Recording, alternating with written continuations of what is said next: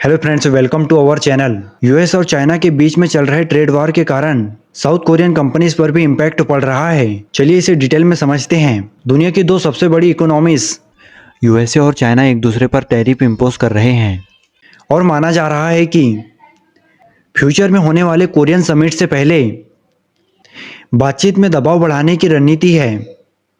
Trump के tariff impose करने के बाद में चाइना ने भी अपने रेयर अर्थ एलिमेंट्स यूएसए को एक्सपोर्ट करने से मना कर दिया है। इन रेयर अर्थ एलिमेंट्स का यूज फाइटर प्लेन के इंजन जैसे टेक्निकल चीजों में यूज होता है और इसका ज्यादातर एक्सेस सिर्फ चाइना के पास है। और सबसे इम्पोर्टेंट चीज, सेमीकंडक्टर भी इन्हीं से बनते हैं। अब सोचिए, अगर चाइना इन एक्सपोर्ट को परमिशन देने में देरी करता है तो ईवी मैन्युफैक्चरर्स जैसे सैमसंग इलेक्ट्रॉनिक्स, एलजी एनर्जी और hyundai को भारी नुकसान झेलना पड़ सकता है।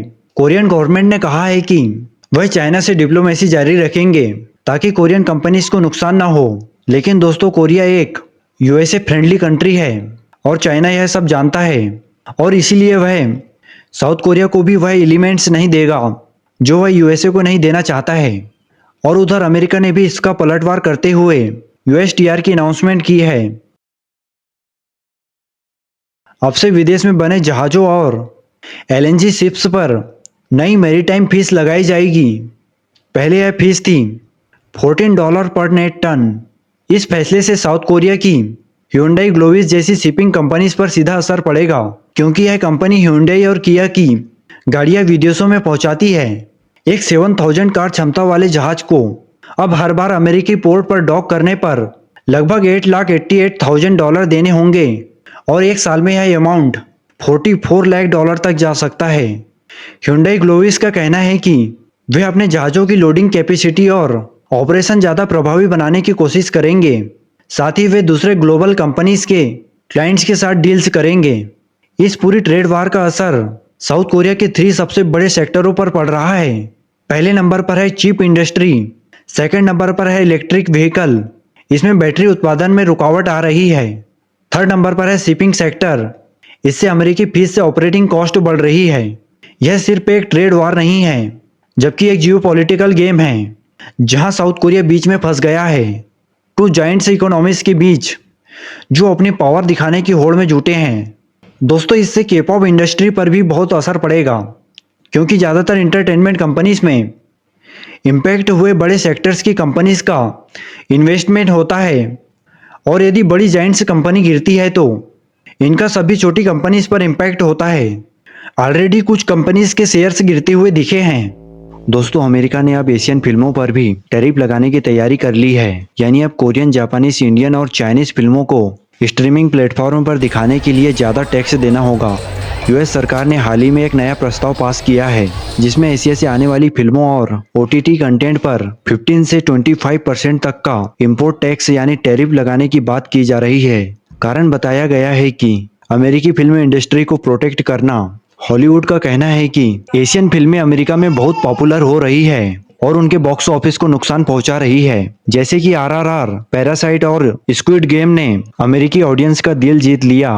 और अब यही वजह बन रही है इस टैक्स की। अगर ये टैरिफ लागू हुआ तो नेटफ्लिक्स, अमेजन प्राइम और डिज्नी जैसे प्लेटफॉर्मों को एशियन कंटेंट दिखाने में ज्यादा खर्च करना पड़ेगा। इसका सीधा असर पड़ेगा दर्शकों पर। या तो सब्सक्रिप्शन महंगा होगा या फिर एशियन फिल्मों की संख्या कम हो जाएगी। एशियन फिल्म मेकर्स के लिए भी ये झटका है, क्योंकि अमेरिका एक बड़ा मार्केट है। इंडियन, कोरियन और जापान के प्रोड्यूसर्स ने इसे कल्चरल सेंसरशिप का नाम दिया है। पिछले कुछ सालों में एशिया की फिल्मों ने हॉलीवुड को टक्कर दी है। पैरासाइट ने तो ऑस्कर जीता, आरआर को ग्लोबल अवार्ड्स मिले और जापानी एनिमे फिल्मों ने अमेरिकी थिएटरों में रिकॉर्ड तोड़ बिजनेस किया है।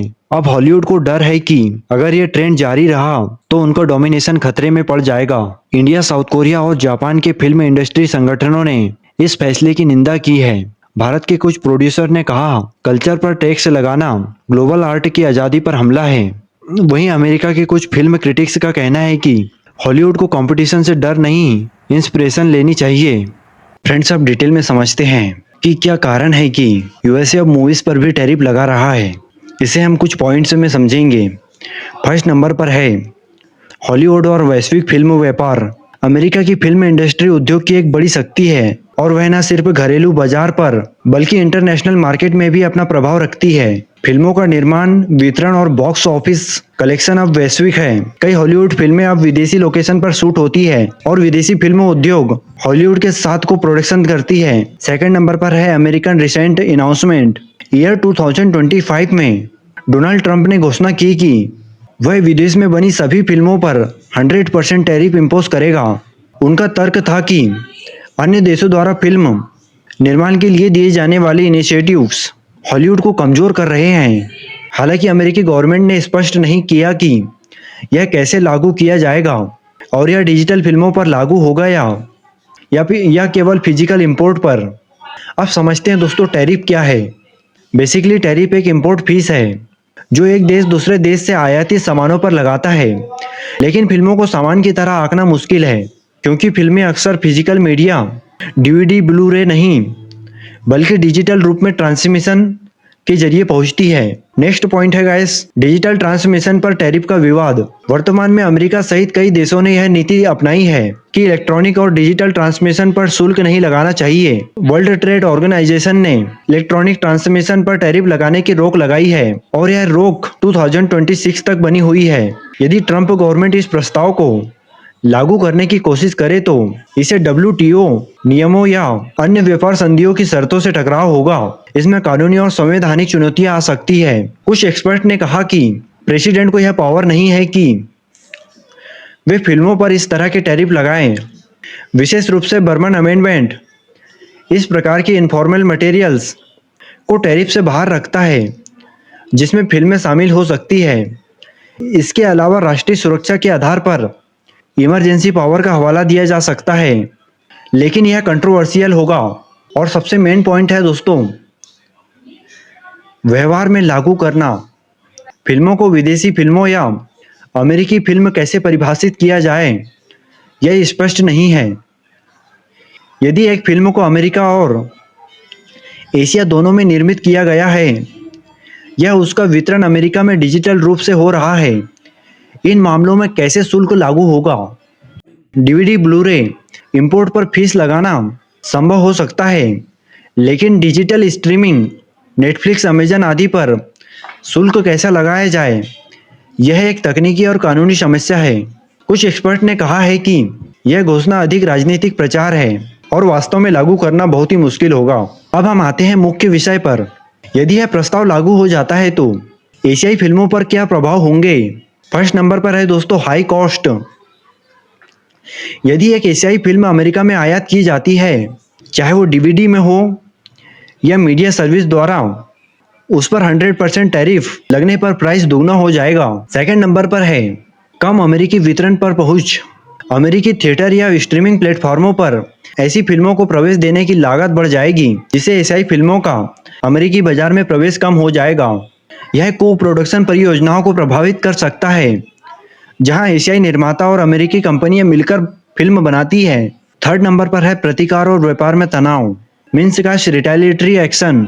अगर अमेरिका एशियाई फिल्मों पर शुल्क लगाएगा तो एशियाई देश जवाबी कदम उठा सकते हैं। मीन्स अमेरिका की फिल्मों पर प्रतिबंध लग सकता है या फिर उस पर फीस बढ़ाई जा सकती है। इससे वर्ल्ड फिल्म मार्केट में तनाव बढ़ सकता है और सिनेमाई सहयोग पर चोट लग सकती है। फोर्थ नंबर पर है फ्रेंड्स, कल्चर एंड डाइवर्सिटी पर असर। विदेशी फिल्में विश्व के कल्चर को पेश करती है।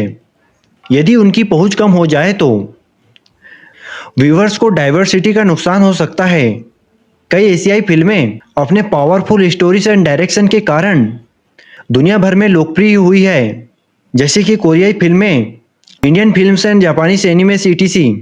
उनकी पहुंच सीमित होने से सांस्कृतिक आदान प्रदान को ठेस पहुंचेगी। फिफ्थ नंबर पर है फ्रेंड्स, छोटे निर्माताओं के लिए खतरा। बड़े स्टूडियो शायद टैरिफ झेल सकते हैं, लेकिन छोटे और इंडिपेंडेंट एशियाई फिल्मकारों के लिए यह बेहद कठिन हो सकता है। डिजिटल वितरण, ऑनलाइन प्लेटफॉर्म पर निर्भर फिल्में विशेष रूप से प्रभावित हो सकती है।